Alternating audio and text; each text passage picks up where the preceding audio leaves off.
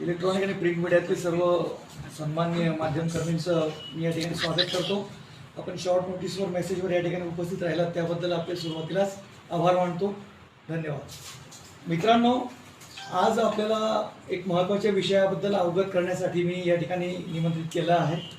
पर्यावरणाला धोका करणाऱ्या सर्वात जास्त प्रदूषित हवा असलेल्या शहरांची यादी केंद्र सरकारने मागेच प्रसिद्ध केली आहे। अशा 132 शहरांची यादी सरकारने प्रसिद्ध केली आणि या 132 देशभरातील शहरांमध्ये सर्वात जास्त शहरे असलेलं राज्य म्हणजे महाराष्ट्र आहे। आपल्या महाराष्ट्रातून 18 अशी शहरं जिथं सगळ्यात जास्त प्रदूषित हवा आहे अशा शहरांची यादी आपल्या सगळ्यांना माहीतच असेल।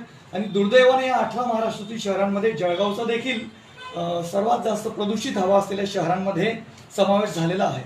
आणि अशा दृष्टीनं नॅशनल क्लीन एअर प्रोग्रामच्या माध्यमानं, राष्ट्रीय शुद्ध हवा कार्यक्रमाच्या माध्यमानं केंद्रातील माननीय नरेंद्रजी मोदी सरकारनं विशिष्ट अशा मार्गदर्शक तत्वांच्या द्वारे उपाययोजना सुचवल्या असून थेट केंद्राचा निधी या महाराष्ट्रातील 18 शहरातील आणि देशभरातील 132 शहरांना थेट हा निधी देण्यात आला आहे। आणि जळगाव शहराला देखील 2019-20 या वर्षात 10 लाख तर 2020-21 या वर्षामध्ये 76 लाख एवढा भरघोस निधी हवेची शुद्धता राखण्यासाठी वाढवण्यासाठी माननीय नरेंद्रजी मोदी यांच्या सरकारने दिलेला आहे।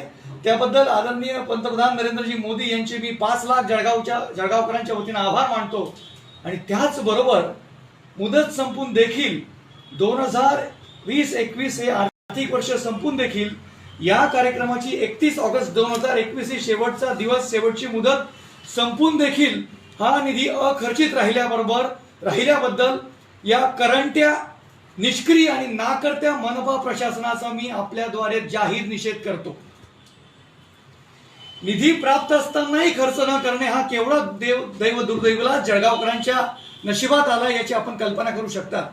एकीकडे प्रशासन असेल, लोकप्रतिनिधी असेल, जनसामान्य जेव्हा केव्हा मूलभूत सुविधांसाठी आग्रह करतात, मागणी करतात, रेटा लावतात, त्यावेळी प्रत्येक वेळी निधीच्या नावानं बोंबाबोंब केली जाते प्रशासनाकडूनही आणि सत्ताधारी लोकांकडूनही। पण दुसरीकडे बघा, सरकारचा निधी पडलेला आहे, सरकारने मार्गदर्शक तत्वे दिलेली आहेत। नीरी सारखी जी संस्था आहे, राष्ट्रीय प्रदूषण अनुसंधान संस्था नीरी, या संस्थेनं एक ऍक्शन प्लॅन तयार करून दिला आहे, मायक्रो ऍक्शन प्लॅन। सगळं रेडीमेड आहे, पैसे तुमच्या खात्यामध्ये आहेत। असं असताना देखील आपल्या जळगाव मनपातील निष्क्रिय प्रशासन मुदत संपल्यावर देखील तो निधी खर्च करू शकले नाही, ही दुर्दैवाची गोष्ट आहे। 2019-20 चा जो 10 लाख निधी होता त्यामधून 3-4 लाखाचे एक व्हर्टिकल गार्डन त्यांनी केले मनपामध्ये आणि त्या 3-4 लाखाच्या व्हर्टिकल गार्डनच्या थातूर मातूर कामानंतर 10 लाखातून उरलेले काही पैसे देखील शिल्लक राहिले। ते परत गेले की शिल्लक आहेत त्याबद्दल मला माहिती नाही, परंतु पहिल्या 2019-20 चा जो निधी होता त्या 10 लाखातनं पण 3-4 लाख ऑन पेपर खर्च झाले आहेत। त्या 3-4 लाखावरती त्या व्हर्टिकल गार्डनची किंमत किती आहे, त्या व्हर्टिकल गार्डन मधील किती रोपण किती झुडपं आता जिवंत आहेत हे माझ्यापेक्षा माध्यमकर्मींना चांगलं माहिती आहे। तुमचं वारंवार 13व्या आणि दुसऱ्या मजल्यावर जाणं असतं। तर एकंदरीतरित्या अशा पद्धतीने या निधीचा अपव्यय त्यांनी केला असेल अशी दाट शक्यता मला वाटते। आता या महत्वाची गोष्ट काय आहे की हा जो कार्यक्रम आहे NSCP कार्यक्रम जो आहे हा परफॉर्मन्स बेस्ड कार्यक्रम आहे। 5 वर्ष केंद्र सरकार लागोपाठ निधी देणार आहे, परंतु पुढच्या वर्षाचा जर निधी हवा असेल तर 2 वर्ष आधीचा 100% निधी खर्चित असल्याचं प्रमाणपत्र आणि मागच्या वर्षाचा किमान 60% निधी खर्चित झाल्याचं प्रमाणपत्र MPCB अर्थात महाराष्ट्र पोल्युशन कंट्रोल बोर्डच्या द्वारे केंद्र सरकारच्या राष्ट्रीय पोल्युशन कंट्रोल बोर्डला दिल्यानंतरच पुढच्या वर्षाचा निधी मिळणार आहे। म्हणजे काय, काम केलं तर निधी मिळेल, काम नाही केलं तर पुढचा निधी नाही। हा प्रश्न फक्त 1 वर्षाचा निधी अखर्चित केल्याचा नाही आहे, तर जळगावकरांचा शुद्ध हवेवरचा जो हक्क आहे तो पुढच्या 5 वर्षासाठी धोक्यात आणण्याचं काम या नाकर्त्या मनपा प्रशासनाने केलंय, म्हणून हे जास्त दखलपात्र आहे असं मला वाटतं। आता 2019-20 चा जो निधी आहे 10 लाख तो पण पूर्णपणे खर्चित झाला नाही, तो 100% खर्चित केल्याचं महाराष्ट्र पोल्युशन कंट्रोल बोर्डचं प्रमाणपत्र हवं। आणि 60% 2020-21 चा म्हणजे या 76 लाखापैकी 31 ऑगस्ट 2021 पर्यंत किमान 60% निधी खर्चित झाल्याचं प्रमाणपत्र हे केंद्र सरकारपर्यंत पोहोचणं आवश्यक होतं आणि ते पोहोचल्यानंतरच पुढचा 22-23चा निधी आपल्याला मिळणार होता. तर या आर्थिक वर्ष 31 मार्चला संपलं. त्यानंतर देखील 31 ऑगस्ट पर्यंत असं समजा तुम्ही 5 महिने वाया गेले तरी देखील आर्थिक वर्ष संपल्यानंतर 60% तर सोडा 1% देखील निधी खर्च झालेला नाही. परवा एक वेगळ्या कार्यक्रमासाठी आम्ही आदरणीय आयुक्त साहेब कुलकर्णीजींना भेटलो. त्यांचे हे लक्षात आणून दिलं. तर त्यावेळी मात्र आश्चर्याची गोष्ट अशी धक्कादायक की आयुक्त साहेबांना कल्पनाच नाही की 76 लाख रुपये या वर्षाचे आपल्या खात्यामध्ये येऊन पडले. म्हणून त्या संबंधित अधिकाऱ्याला आयुक्तांनी बोलवल्यावर संबंधित अधिकाऱ्याने अगदी निर्लज्जपणे आणि नाकर्तेपणाने उत्तर दिलं, हो साहेब पैसे आलेले आहेत, मुदत संपली का, तर म्हणे मुदतही संपली आहे पण आपण खर्च करू शकलो नाही. तर हे अत्यंत धक्कादायक आहे. याच्यावरून 2 मेसेज जातात. आयुक्तांचा प्रशासनावर मुळीच वचक नाही आणि दुसरा मेसेज म्हणजे टक्केवारीच्या राजकारणात आणि टक्केवारीच्या खेळामध्ये गुंतलेले सत्ताधारी किती निष्क्रिय आहेत हे देखील जनतेच्या समोर येतं. हे मला आवर्जून आपल्या समोर नमूद करावंसं वाटतं. प्रत्येक वेळी काही काम झालं काही मनपामध्ये समस्या मांडल्या विरोधकांनी म्हणा जनतेने म्हणा तर निधीची बहाणेबाजी करण्यात येते. पण निधी असताना देखील खर्च नाही केला तर याची जबाबदारी कुणावर निश्चित केली पाहिजे हे देखील अत्यंत महत्वाचं आहे. नीरी या संस्थेनं एक ऍक्शन प्लॅन दिलाय, मायक्रो ऍक्शन प्लॅन. पहिला ऍक्शन प्लॅन जानेवारी 2020 मध्ये दिलाय. 1 वर्ष 8 महिन्यापूर्वी पहिला ऍक्शन प्लॅन दिलाय. थोडके दिवस नाही झाले, 20 महिन्यापूर्वी मनपाकडे नीरीने ऍक्शन प्लॅन दिलेला आहे. आणि त्या ऍक्शन प्लॅनाचा द्वारे मला अशी शंका वाटते की मनपातील पदाधिकारी असतील, प्रशासन असेल किंवा लोकप्रतिनिधी असेल यांनी तो ऍक्शन प्लॅन पूर्ण करण्याचे जुने फोटो किंवा लोक सहभागातून किंवा स्वयंसेवी संस्थांच्या सहभागातून पर्यावरण रक्षणासाठी जे काही वृक्षारोपण किंवा इतर कार्यक्रम झालेत ते खोटे आणि जुने दस्तऐवज सादर करून हा निधी तर लाटण्याचा हा प्रयत्न नाही अशी शंका जळगावकरांच्या मनात उपस्थित होते आणि ती आपल्या समोर उपस्थित करतोय. तर हे अत्यंत गंभीर आहे. रस्त्यावरील धूळ असेल, बांधकामावरील साहित्य असेल, MIDCतील नियोजित वृक्षारोपण असेल, नंतर वाहनांचं जे काही वाहनांमधून निघणारा धूर असेल याचं नियोजन असेल, घनकचऱ्याचं प्रबंधन असेल, रहदारी किंवा जनरेटरच्या द्वारे निर्माण होणारा धूर असेल आणि स्मशानभूमीतला धूर असेल, जनजागृतीपर कार्यक्रम असतील, पार्किंग आणि पथरस्त्यांचं जे नियोजन आहे, ओपन स्पेस आणि रस्त्यांच्या बाजूचे हरितपट्टे विकसित करणे आदी 8 ते 10 मुद्द्यांवर उपाययोजना या कार्यक्रमाच्या अंतर्गत करणे आवश्यक आहे. आणि याचा कृती आराखडा कागदावर आहे पण जमिनीवर 1% देखील काम 2020-21 या वर्षाचं झालेलं नाही. हे अत्यंत गंभीर आहे आणि अत्यंत दखलपात्र गोष्ट आहे. केंद्राचा निधी आलेला आहे परंतु अनेक प्रकल्प रखडल्याचं, लांबल्याचं आणि भरकटल्याचं जळगाव मनपामध्ये वारंवार झाल्याचे आपण सगळे साक्षीदार आहात. घनकचरा प्रकल्प असेल, अमृत असेल, असे अनेक प्रकल्प आहेत केंद्राचे की निधी आला परंतु मनपा प्रशासनाच्या नाकर्तेपणामुळे प्रकल्प लांबले आहेत, रखडलेले आहेत आणि भरकटले देखील आहेत. तर मी मनपा प्रशासनाला आपल्याद्वारे चेतावणी देऊ इच्छितो की केंद्र सरकारचा निधी असलेला हा NSCP कार्यक्रम असेल किंवा दुसरे कोणतेही कार्यक्रम असतील, केंद्र सरकारचे कोणतेही प्रकल्प असतील, यांच्या निधीचा योग्य वेळेमध्ये टाइम बाउंड याच्यात जर खर्च झाला नाही तर त्याची तक्रार थेट जळगाव फर्स्टद्वारे आम्ही PMOला आणि माननीय मोदीजींना करणार. आणि यामध्ये जे कोणी अधिकारी दोषी असतील, चुकीचा DPR असेल, DPRची वाढलेली किंमत असेल आणि त्याद्वारे केंद्र सरकारला किंवा राज्य सरकारला बसणारा भुर्दंड असेल, याची जबाबदारी निश्चित करण्यासाठी संबंधित अधिकाऱ्यांना धडा शिकवण्यासाठी जळगाव फर्स्ट पुढाकार घेईल आणि PMO पर्यंत तक्रार करून याचा आम्ही पाठपुरावा करू. याबद्दल आपण सगळ्यांना मी आश्वस्त करू इच्छितो. आणि मनपा अधिकाऱ्यांचा हा नाकर्तेपणा, अकार्यक्षमता अत्यंत अक्षम्य आहे. त्याला याच्यापुढे माफ केलं जाणार नाही असं मी आपल्याला सांगू इच्छितो. विशेष म्हणजे प्रशासनामध्ये अनेक जबाबदारीच्या पदांवर स्थानिक भूमिपुत्र अधिकारी आहेत. स्थानिक भूमिपुत्रांच्या हातामध्ये धुरा असताना देखील मनपामध्ये जर जळगावकरांच्या हिताची अशी पायमल्ली होत असेल तर यापेक्षा जळगावकरांचं दुर्दैव तरी काय म्हणावं. तर हे अत्यंत निंदनीय आहे. तर मला काही प्रश्न प्रशासनाला विचारावेसे वाटतात. केंद्र सरकारचा निधी वेळेत खर्च न झाल्यास किंवा व्यपगत झाल्यास त्याला जबाबदार कोण, हे माझे प्रश्न प्रशासन आणि आयुक्त साहेबांना आहे.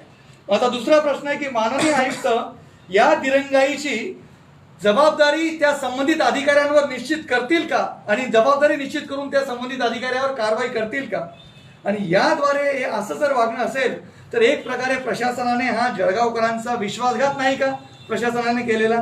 हे प्रश्न या ठिकाणी उपस्थित होतात. हवेची गुणवत्ता आणि शुद्धता, एकदा का हा निधी संपला किंवा खर्च केला गेला की महाराष्ट्र पोल्युशन कंट्रोल बोर्ड आणि एक स्थानिक समिती त्याच्यावर आहे आणि हे लोक त्याचं इन्स्पेक्शन करतील, निरीक्षण करतील आणि त्याला 100 गुणांचं मानांकन देण्यात येईल. त्यामध्ये 4 मुद्दे महत्वाचे आहेत की प्रदूषण नियंत्रणाच्या उपाययोजनांचं पालन होतं का, 1, प्रदूषणाचे उगमाचे वर्गीकरण 2, आणि हे कंट्रोल करण्यासाठी कृती आराखडा जो आखलेला आहे नीरीने दिलेला त्याचं पालन होत आहे का, 3, आणि हवेची शुद्धता किती होते, सुधारणा किती होते, 4. तर हवेच्या शुद्धतेच्या मुद्द्याला 60 गुण आहेत 100 पैकी आणि इतर यांना 10 गुण आहेत. अशा 100 पैकी गुणांकन झाल्यानंतर तरच पुढच्या वर्षाचा निधी मिळणार आहे.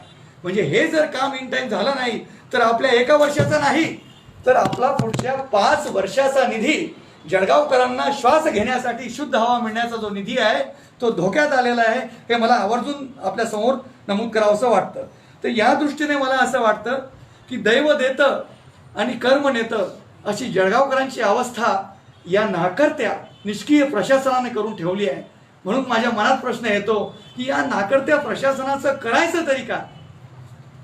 आपल्या सगळ्यांच्या द्वारे मी जळगावकरांना आवाहन करतो की आपणच ठरवायचं आहे की या नाकर्त्या प्रशासनाचं, या नाकर्त्या जळगाव मनपाच्या प्रशासनाचं करायचं तरी काय.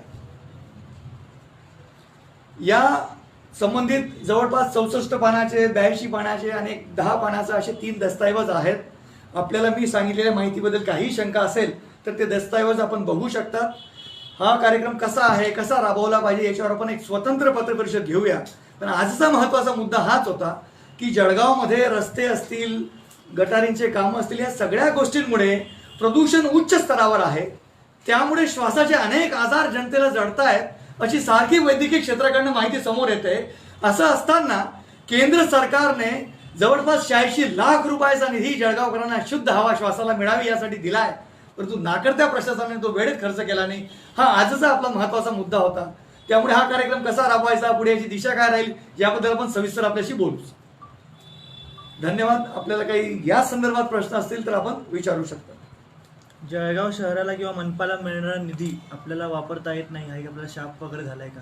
कारण की 100 कोटीचा निधी असाच परत गेला, हा निधी पण परत गेला.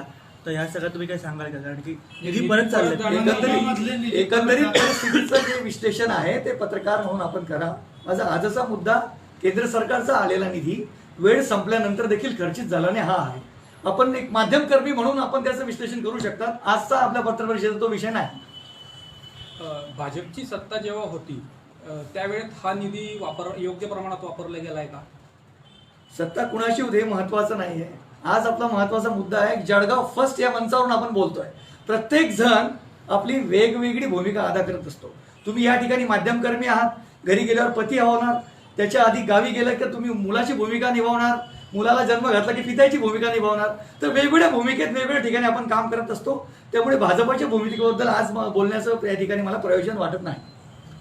दुसरा प्रश्न असा होता की ह्या विषयावर मागे जेव्हा विचारलं गेलं त्यावेळेस त्यांच्याकडनं असं समजलं की जळगावचं पोल्युशन कमी करण्यासाठी त्रिसूत्री यंत्रणा आम्ही उभी केली आहे, ज्यासाठी सगळ्यात महत्त्वाचं म्हणजे रस्त्याच्या खड्ड्यांमुळे होणारी धूळ, आणि ती जोपर्यंत रस्ते होत नाहीत तोपर्यंत होऊ शकत नाही असं त्यांच्याकडे उत्तर आलं होतं. रस्त्यांची धूळ नियंत्रित करण्यासाठी देखील रस्त्यांवर पाणी मारणे, रस्त्यांवर जिथे शक्य तिथे कॉन्क्रिटीकरण करणे, रस्त्यांवर पथरस्ते बांधणे, या अनेक गोष्टी आहेत. वॉल टू वॉल पथरस्ते बांधणे, अशा अनेक उपाययोजना आहेत.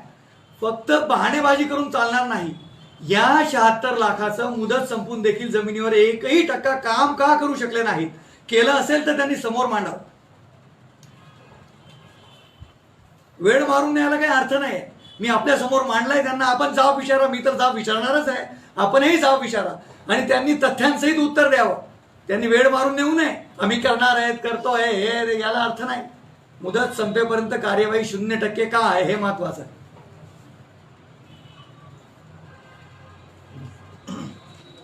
या निधीमध्ये खड्ड्यांमुळे जे म्हणजे रस्त्यांच्या बांधकामामध्ये जे धूळ उडते एकदम बरोबर आहे. बांधकाम देखील महत्वाचं आहे, त्याच्यावर देखील सुचवलेलं आहे.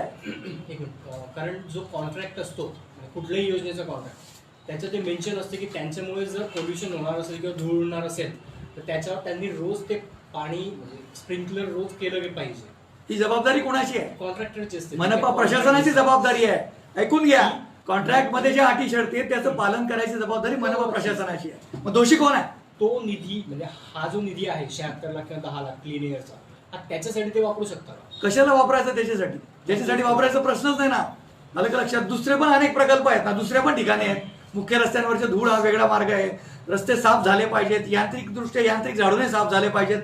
इतका मोठा दस्तऐवज दिलाय डिटेल की अगदी छोट्या मुलाला देखील समजेल.